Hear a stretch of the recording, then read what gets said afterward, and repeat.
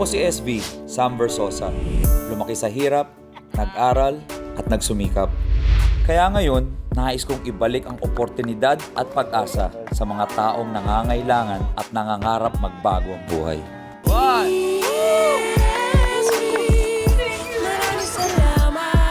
Pilihan nyo yung mga size nyo. Ibigay pa kami sa iyo na. Ako si SB, Sam Versosa.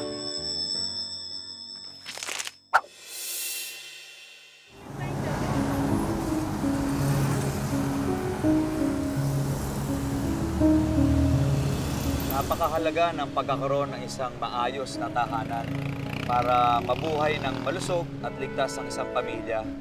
Pero marami pa rin sa ating mga kababayan ang kapos at hirap na magkaroon ng kanilang sariling bahay.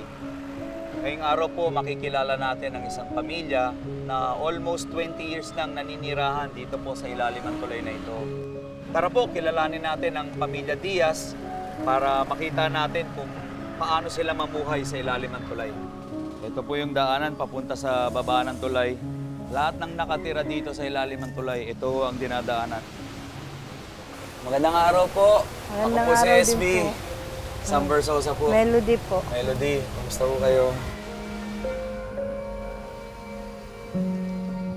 Kamusta yung mga anak ninyo? Kilala niyo ba ako? Papa! Sino ako? SB. Ako si Kuya SB, ha? Kamusta kayo? At okay naman po. Kahit pa paano, nakakaraos. Saan kayo natutulog? Dito po. Dito? Opo. Saan kayo kumakain? Dito rin po. Dito rin. So halos buong bahay nyo, ito na. Opo. Madilim, marumi, at may hindi kaaya-ayang amoy ang paligid. Pero kahit nagsisiksikan sa tila malalata ng sardinas na espasyo ang pamilya Diaz dito sa ilalim ng tulay, kayamanan pa rin kung kanilang ituring ang hamak nilang tahanan. Magpasalamat po namin sa Panginoon Diyos yung kahit nasa ilalim kami ng tulay, di niya kami pinabayaan. Nakakapag-ipon po kami. Kahit pa paano umaayos po yung buhay namin dahil nakakapag-aral po yung mga bata. Minsan nang nabigyan ng pagkakataong mamuhay sa ibabaw ng mundo ang pamilya Diaz. Pero halos wala rin naman daw kaibahan ang kondisyon ng buhay nila noon. Dahil nasa taas man sila o nasa ibaba, iisa lang ang kanilang realidad. Doon po sa Pandi, Bulacan, nagtrabaho po ako roon, nagtanim ng palay. Hindi po namin kinaya. Tapos ang baba po ng sahod. Ang isang araw po namin, 150 lang. Hanggang sa nagkasakit-sakit po. Tapos pag pupunta po ng palengke, kailangan may 200 ka, pamasahe, papuntang palengke, balikan na po yun. Eh paano po yung pambili mong pagkain kung sapat lang po sa 200 yung hawak mo? Taong 2005 nung mapadpad sa ilalim ng tulay, dito sa Barangay Bahay Toro, Pugad Lawin, Quezon City ang pamilya Diaz. Sa madilim na mundong ito nakabuo ng pamilya ang mag-asawang Melody at Mariano. Pangangalakal ng mga inanod na basura sa ilog at pagtitinda ng sampagita ang kanilang ikinabubuhay. At dahil laging salat at kapos, kailangan ring tumulong sa pagkayod ang kanilang mga anak. Ito ba yung mga sampagita? Apo. Patingin? Ito po. Sino gumagawa niyan? Ako po. Tumutulong ba yung mga anak? Opo. Sino tumutulong sa inyo? Ito po, marunong po. Talaga? Pakita nyo naman paano gumawa nito. Dali-dali, patingin. Gusto ko matuto yung paano gumawa. Alam mo, lagi ko nakikita binibenta yan. Hindi ko alam paano. Ito po, nagawa ko yung una kong sampagita sa buong buhay ko. Tinuruan ako. Napakahirap, pawis na pawis ako, isang sampagita pa lang. Mga ilang sampagita ginagawa mo sa isang araw? Ginagawa po namin mga 3,000. Dalawa daw nito, 20. So, magkano kinikita nyo sa isang araw pag binenta to? Sa ano lang po, 350. Napapaabot nyo ng 350. Pag 350, uwi ka na. Tama? Opo, umuwi. Kahit di ubos, basta may 350 ka na, Basta may uwi ka na. pambaon po siya. May pambaon ka na.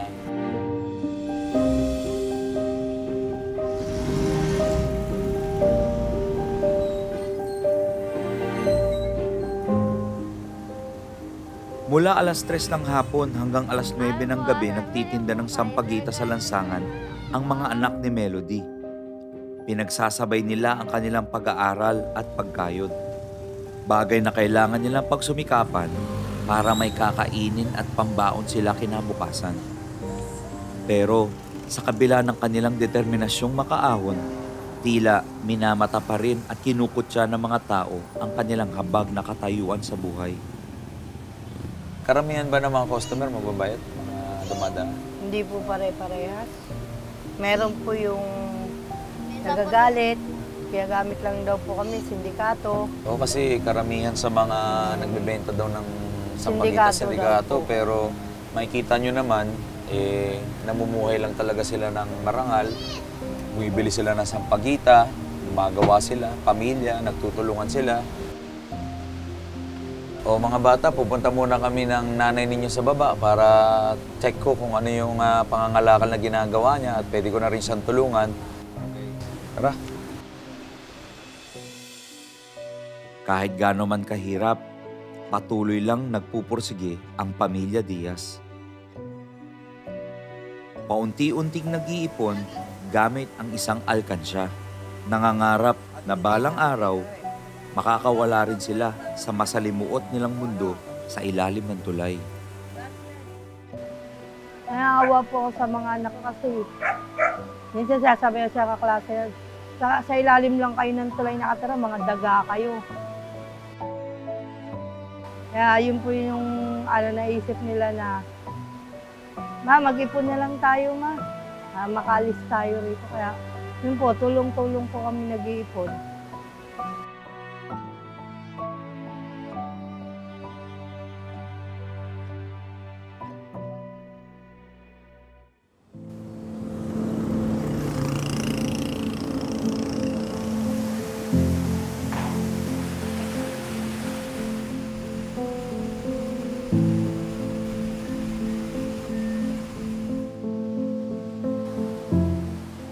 Bababa na tayo dito sa may ilog. Tuturo ni Melody kung saan sila nangangalakal. Sinasabing ang tubig ay buhay. Pero iba ang biyayang hatid ng ilog na ito sa pamilya Diaz. Hindi isda, kundi basura.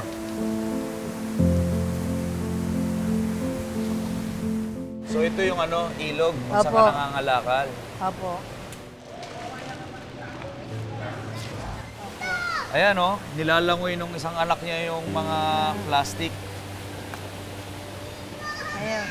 Buti marunong silang lumangoy. Opo, Kasi alam mo, malakas yung daloy ng tubig. Medyo delikado. Lumangoy ang mga yan. Mapanganib man, buong tapang pa rin sinusuong ni Melody at kanyang mga anak ang ilog. Dito sila nangangalakal, dito sa ilog na to. Pag may dumadaan ng mga plastic, mga inaanod, kinukuha nila. Grabe, medyo madulas pala rito. Ingat tayo ha. Madulas na. Tanso, plastic at lata. Ilan lang ang mga iyan sa kayamanang hatid ng ilog kila Melody. Basura para sa karamihan. Pero sa pamilya Diaz, mas matimbang pa ang mga ito kaysa sa isda. So ito yung mga, dito nila iniipon yung mga plastic, lata, tsaka mga tansong nakukuha nila. Itong plastic na to, dito rin nila nakuha sa ilog. Basurahan din yan, tapos yan din yung gagamitin nilang panghakot. Sa gitna ng aming pangangalakal, napansin ko ang kakaibang saya at ngiti sa mukha ng mga bata. Ano yun ang huli mo? Ingat ka dyan, ha? Ang laki niyan, ha? Ha? Kagak? O, ingatan mo. Kawawa naman yan.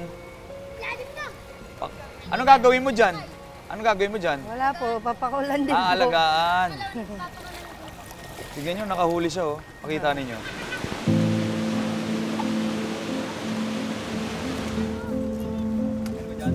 Matapos ang pangangalakal, oras na para gawing pera ang naipon naming basura.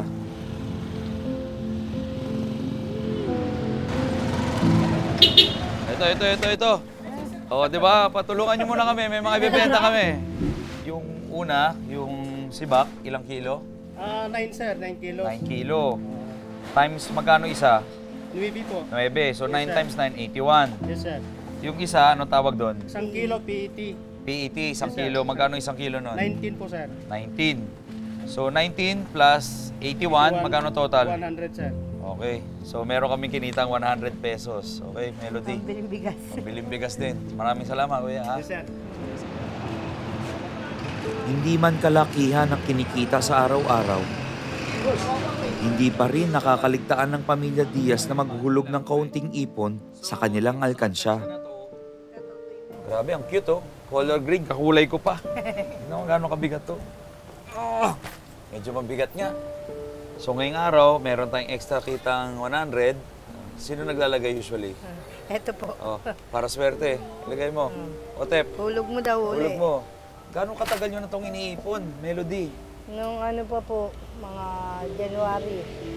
Eh, yung ipon mo dito sa Alcansya, hindi nyo ba naisip mag-asawa na ilagay sa bangko? Gusto po namin kaso hindi po ako marunong magbangko eh. Hindi ka marunong. Opo. Hmm. Hindi po kasi ako nakapag-aral. Pananghalian na nila Melody ang kinitang pera sa kalakal kanina. At kahit kapos, nagawa pa rin nilang magbahagi sa akin ng pagkain. Anong pangarap mo para sa mama mo? Bigyan ko sa buhay. Buhay, tama. Anong pangarap mo sa mga kapatid mo? Bigyan ko yung buhay. Buhay din. O sige, pasalamat ka na sa Diyos nang binigyan tayo ng pagkain para sa araw na to. Salamat. Salamat. O, kain na tayo. Talagang hanga ako sa pamilya Diaz. Salat man sila sa buhay, ay buong galak pa rin nila akong hinatian ng kanilang pagkain. Sobrang nakakataba ng puso. Maraming salamat. Nabusog ako sa tanghalian. Salamat sa pagkain. At ngayon, Melody, gusto ko sanang kausapin ka tungkol dyan sa alkansya ninyo. Okay lang bang tulungan ka ni SB para magbukas ng bangko kasi may mga kakilala ako doon. Okay lang ba? Okay lang po. Pero kailangan natin buksan to. Okay lang ba? Okay lang po. Okay lang ba kay Kuya Mar? Opo. Sure? Opo. Kayo ba? Gusto nyo nang buksan to? Tagal na. Matagal na. O sige, tara, buksan na natin to. Grabe, actually, ito yung isa sa pinakamalaking alkansyang nakita ko sa buhay ko na napuno. Okay, ito na. Buhos na. 1, 2. Oh my God.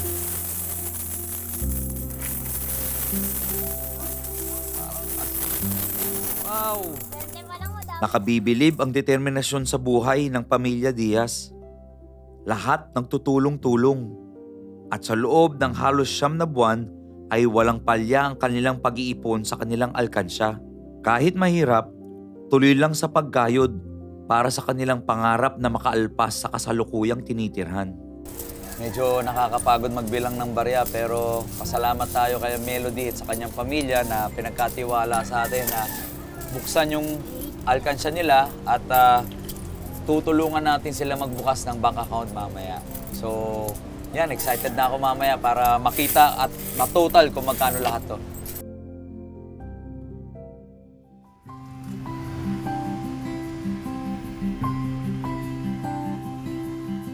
So, medyo nakarami na tayo ng mga nabilang at mga natumpok na barya. Pero, Melody, baka pwede mong samahan sa taas. Iba muna natin yung ibang mga anak mo dito. Kasi may papakita ko sa'yo sa taas. Okay lang ba? Okay lang. O, tara. Lingid sa kaalaman ni Melody, merong inihandang mga sorpresa ang Dear SB para sa kanyang pamilya na sana'y magbigay ngiti sa kanilang mga mukha. Nandito ka ngayon sa programang Dear SB. Itong programang to ay tumutulong sa mga kababayan natin na kahit ganito ang kalagayan, naghihirap, pero nagsusumika pa rin para mayangat yung mga sarili nila. Kaya dito, may konting regalo kami para sa pamilya nyo. Sana magustuhan mo.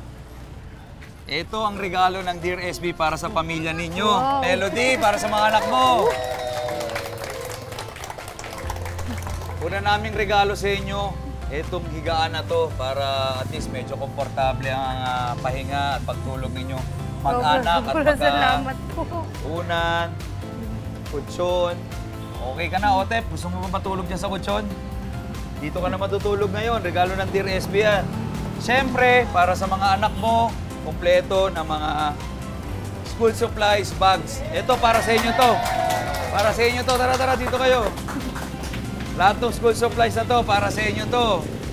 Siyempre, para sa buong pamilya, grocery, bigas, hindi lang isang delata, pero isang katutak na delata, pagkain, shampoo, sabon, may spaghetti. Lahat yan para sa inyo, Melody. Ano masasabi mo? Maraming salamat po. Ha? Bibigyan ko rin po yung mga kapitbahay ko. So, i-share mo to doon sa mga iba mong kapitbahay, Opo. kamag-anak, kasi sobra-sobra to. Sobra-sobra At po marami yan. pa kaming ibibigay. Maraming salamat po, Sir SB. Welcome. Oh, picture daw, picture.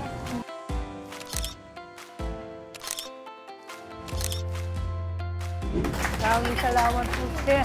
Sobrang laking tulong Walang po ano yan. man, Melody. Actually, Melody, pauna pa lang to sa mga regalong ibibigay sa'yo ng Dear SB.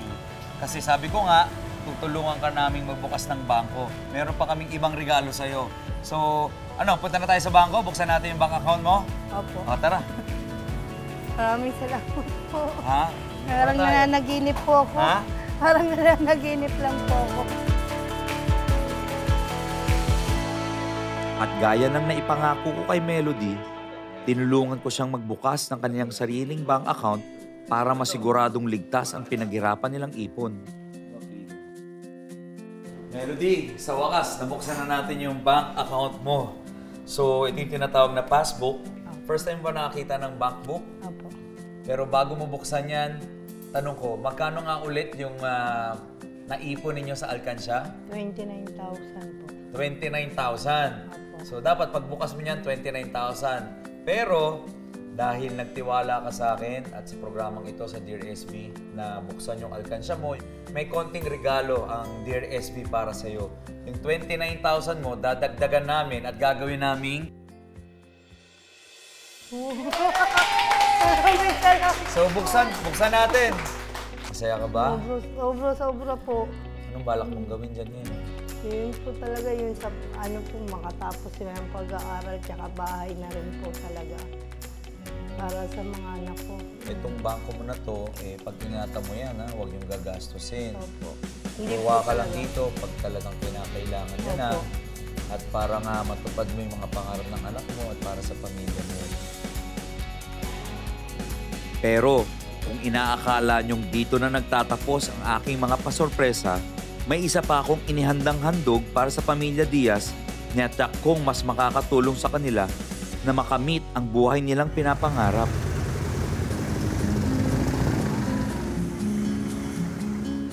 Melody, nandito tayo ngayon sa palengke kasi nakwento mo sa akin na meron kang tindahan dati, di ba? Tapos palagi nagbabaha sa inyo, tapos ngayon nalugi na at natigil ka sa pagbebenta. Ngayon, nandito tayo kasi gusto kong mabalik ka sa pagbebenta mo. Okay lang ba? So, mamimili tayo ng mga ibang mga pwede mong ibenta. Tara, samahan kita. Pero hindi lang simpleng paninda para sa tindahan ng regalo ng inyong Kuya SB. Dahil ang aking huling regalo para sa pamilya Diaz,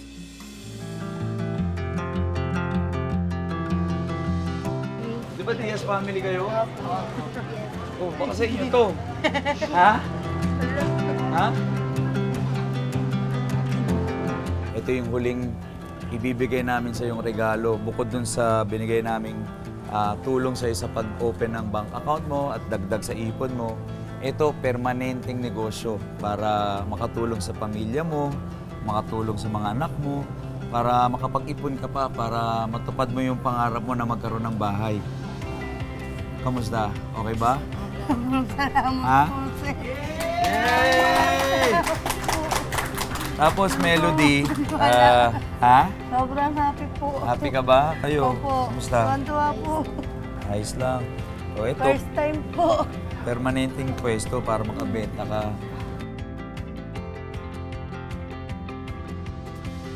at para maalalayan si Melody sa kanyang bagong negosyo, naganda rin kami ng ilang tips para masiguro ang paglago ng kanyang bagong kabuhayan. Sabi ko nga, dito kami sa Dear SB, binibigay namin permanenteng tulong at permanenteng solusyon para maangat nyo yung mga estado ng pamilya nyo sa pamumuhay. Sa dami kasi na yun itong mga binibenta mo, kailangan matutunan mo kung magkano ang pricing nito, magkano yung supplies. So ito, pinipare na namin. Salamat po talaga ng sobra-sobra. Sana po mas marami pa po kayong matulungan. Hindi lang po kami. Simula ngayon, yung mga anak mo na nangangalakal, nagtitinda sa labas, ng Sampaguita, pwede kayong magtulong-tulong dito sa pwesto nyo para isang pamilya, sama-sama kayo, mas safe kayo rito. Wala po sa ano ko na mayroon pong ganyan. Surprise po. Para po akong himatay. Hindi ko alam.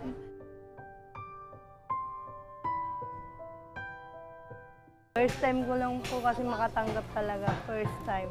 Lahat po talaga pinaghihirapan.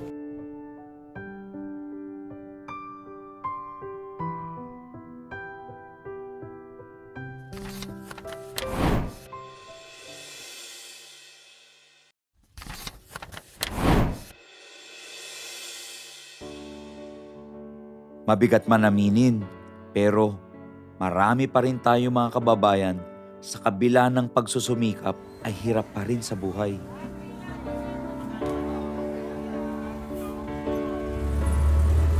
Kung may mga pinalad na mamuhay ng may ginhawa at nasa liwanag, mayroon namang nasa laylayan at naghihirap sa ilalim ng lipunan. Pero gaya nga ng kasabihan, nasa kamay natin ang sarili nating mga kapalanan. Hindi man naging madali ang buhay para sa pamilya Diaz, hindi ito naging balakid sa kanilang kagustuhang maiangat ang mga sarili sa kahirapan. Masikip at madilim man ang kanilang parisukat na espasyo sa ilalim ng tulay, hindi kailanman nawala ang liwanag ng pag-asa sa puso ni Melody at kanyang pamilya. Patuloy na lumalaban, patuloy lang sa pagdarasal. Nangangarap na balang araw ay matatamasa rin nila ang ginhawang matagal nang inaasam. Hanga ako sa naging determinasyon ng pamilya Diaz, sa kanilang diskarte at disposisyon sa buhay. Naway ang mga munting handog ko sa kanila ay magsilbing inspirasyon para lalo silang magsumikap. Baka sa inyo to. Ha? Na balang araw, Ha? magawa na nilang makaakyat mula sa ilalim ng tulay at makapagsimulang muli sa ilalim ng sikat ng araw. Maraming salamat, ikaw ang kasama sa mga pagsubok. Ako po si SV, Sam Versosa. Ito ang Dear SV. Salamat, Dear SB!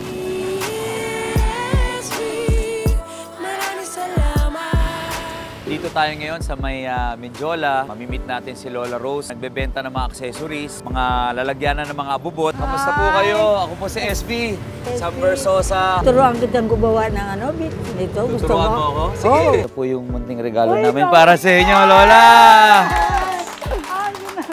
Ito po. Bibigyan kita ng